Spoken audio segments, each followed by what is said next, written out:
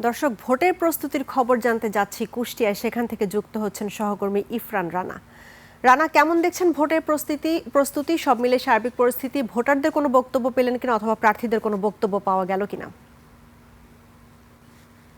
রাহি, দরজায় কড়া নাড়ছে জাতীয় সংসদ নির্বাচন। শেষ হয়েছে প্রার্থীদের প্রচারণাও।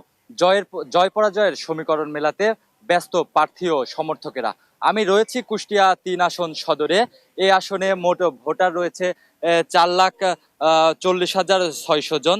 তবে আসনে মূল প্রতিদ্বন্দ্বী প্রার্থী বিএনপির প্রার্থী জাকির হোসেন সরকার ও জামাতের প্রার্থী আলোচিত ইসলামিক বক্তা আমির হামজার মধ্যে কিন্তু মূল প্রতিদ্বন্দ্বিতা হবে। এখন পর্যন্ত কুষ্টিয়ার 4টি আসনের নির্বাচনী পরিবেশ রয়েছে শান্তিপূর্ণ।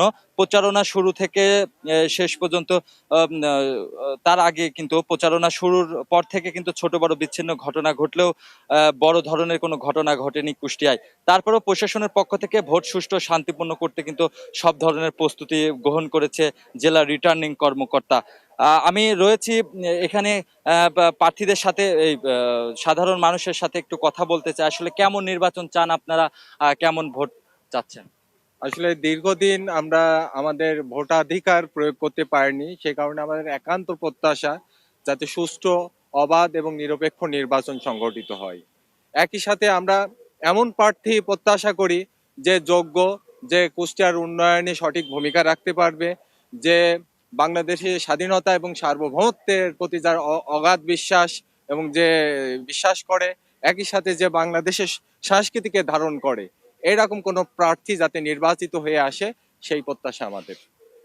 আপনার কাছে একটু জানতে চাই, আসলে কেমন নির্বাচন চান, কেমন প্রার্থীকে ভোট দিতে চান আপনারা? আসলে উনি যেটা বললেন আমিও একমত। আমরা আসলে আহ, বাঙালি জাতি, আমরা ধর্ম বর্ণ নির্বিশেষে সবাই সংস্কৃতি মনা এবং বিভিন্ন বর্ণের মানুষ আমরা একসাথে মিলে মিশে একটা সোনালী বাংলাদেশ গড়তে চাই। তো সবাই মিলে আমরা যদি সেই বাংলাদেশ গড়তে পারি, তাহলে আমাদের সেই আহ, অর্জন করতে হলে যে প্রার্থী আমাদের মনোনীত, যে প্রার্থী আমরা চাই, সেই প্রার্থী আমরা কামনা করি।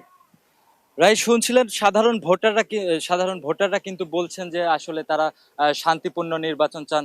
কুষ্টিয়ার 4টি আসনে মোট ভোট কেন্দ্রের সংখ্যা রয়েছে 599টি। এর মধ্যে কিছু ঝুঁকিপূর্ণ কেন্দ্র রয়েছে, সেদিকেও নজর দিয়েছে জেলা রিটার্নিং কর্মকর্তা।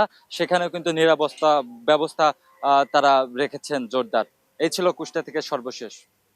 রাহি। রানা, আপনাকে ধন্যবাদ।